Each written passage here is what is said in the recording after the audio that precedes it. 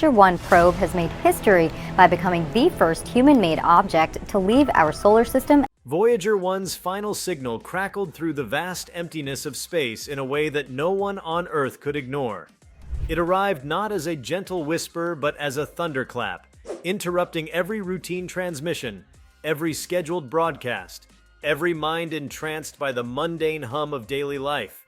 Scientists at the Deep Space Network froze in mid-action, their fingers hovering above consoles as data lines flooded with an anomaly so profound that it transcended technical jargon. The message, compressed into those fleeting packets of information, bore the weight of a revelation that yanked the entire planet into a stunned silence. Offices emptied, televisions paused, and conversations halted, as if the world itself held its breath, united in a moment of collective awe. Before we start, hit the like and subscribe buttons for more exclusive news. The strange thing about this final beacon from Voyager 1 was that it felt impossibly personal. For nearly half a century, humanity had treated its two Voyager probes as ambassadors, emissaries carrying a golden record filled with the echoes of our planet's symphonies and languages.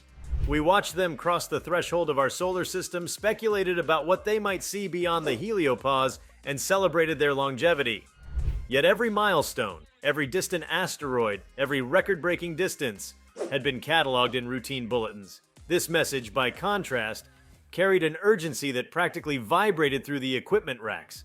It demanded attention not because it was expected, but because it could not be ignored. Network engineers in Canberra, Madrid, and Goldstone scrambled to authenticate the signal. Computer readouts flickered with raw binary streams that defied immediate interpretation. Teams relegated to night shifts suddenly found themselves thrust into the limelight, summoned to join emergency video conferences with high-ranking officials. Even low-priority experiments were suspended. The final Voyager 1 transmission wasn't a scheduled calibration tone or a health report. It was a dataset that hinted at something no one had dared imagine. Evidence that Voyager 1 had encountered not just interstellar particles, but a structured pattern, an algorithm of sorts, embedded in the cosmic dust itself. As word spread, social media erupted in a cacophony of excitement, confusion, and fear. Amateur radio enthusiasts tuned in, live streaming their antenna arrays in real time. College students pulled all-nighters to chart the anomalies. Elderly volunteers at small observatories gasped as they saw the diagnostic readouts. Even in the most remote corners of Earth, where the night sky is usually the only light, people gathered around rudimentary screens, trying to decipher whether this was a cosmic glitch or something profoundly more deliberate. That it emanated from Voyager 1, a human-made object drifting in the void, lent a chilling intimacy to the scenario. When scientists at the Jet Propulsion Laboratory finally decoded the message's core sequence, they discovered a fractal pattern woven into the noise, an unmistakable sign of intentional design. The pattern was neither random nor purely natural. It suggested a message from an intelligence far older and more pervasive than our own. The world's leading experts in astrophysics, cryptography, and information theory were brought together in haste. Video links buzzed between continents. Halls of governmental research centers were filled with whispered speculations. The phrase "first contact" echoed through corridors as though it were an incantation, summoning both exhilaration and dread. At first, caution reigned. After all, Voyager 1 was centuries overdue for cosmic dust collisions. Perhaps a micrometeoroid had torn away shielding, exposing memory banks to chaotic interference. Yet the pattern persisted across multiple data frames, repeated with mathematical precision. It was as if Voyager 1 itself had been reborn as a transmitter, carrying this strange signature. The realization spread like wildfire. The probe had not simply sent back a degraded echo of Earth, it had become a messenger of something altogether alien. Global leaders convened emergency summits. Televised addresses shifted from domestic policies to collective uncertainties. Ordinary people, once preoccupied with their personal screens, now turned their gaze skyward. Cultures separated by geography found a sudden common cause, unraveling the final secret of Voyager 1. Libraries hosted impromptu seminars, nightclubs transformed into makeshift think tanks. The boundary between the professional and the amateur blurred, as the sheer magnitude of the message compelled everyone to listen. The implications of a deliberate pattern in Voyager 1's final signal were staggering. It suggested that our probe, Launched in 1977 to take humanity's first true steps into interstellar space, had encountered more than just atoms and magnetic fields. It had encountered a sentient imprint, a cosmic signature that had patiently waited for billions of years to be read by mortal beings. If the pattern was indeed an alien communique, then Voyager 1 was not merely a passive observer. It was the medium of first contact, a bridge between humanity and whatever force had orchestrated this transmission. Philosophers and theologians found themselves thrust into sudden prominence. Age-old questions about divine creation, the nature of consciousness, and humanity's place in the universe were resurrected with renewed urgency. Universities that had once debated the existence of extraterrestrial intelligence as a thought experiment now faced a more urgent mission: to interpret the signal's message.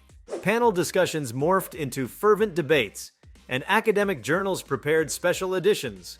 The boundaries between science, philosophy, and faith began to dissolve as each discipline wrestled with what it meant to learn we were not alone. The discovery also ignited a passionate discourse about communication. Could we reply? Should we? Voyager 1 was beyond our ability to control, its trajectory fixed, its power waning. We could only listen as the probe's weakened transmitter continued to pulse. Yet the question persisted. If an intelligence powerful enough to embed a message in interstellar dust controlled the probe's fate, might it also be willing to guide us toward understanding? Those considerations spurred calls for a new generation of interstellar messengers, missions designed not merely to explore but to engage. Funding proposals for advanced deep space telescopes, neutrino beacons, and laser communication arrays flooded aerospace agencies. Meanwhile, the scientific community grappled with the practicalities of decoding the pattern. It resembled a multi-dimensional code, with layers that hinted at mathematical constants, spectral lines of certain elements, and even sequences bearing the structure of prime numbers. Interdisciplinary teams employed machine learning algorithms to detect nested patterns. Graphs of data spanned entire walls of research centers. Weeks of around-the-clock analysis yielded tentative interpretations, references to phenomena that lay far beyond the Oort cloud, annotations that implied a temporal dimension spanning millennia. Some patterns even mirrored hypothetical constructs of higher dimensional geometry that theoretical physicists had dreamed up but never observed. As the probe's final urgings reverberated across Earth's communications infrastructure, popular culture responded with a mixture of fear and wonder. Filmmakers teased apocalyptic visions of alien invasions. Poets crafted verses about cosmic kinship. Musicians sampled the raw signal in haunting compositions. Virtual reality developers raced to simulate the signal's perceived imagery. A cascade of fractal landscapes and shifting topologies. Yet, for all the creativity sparked, the core enigma remained unaltered.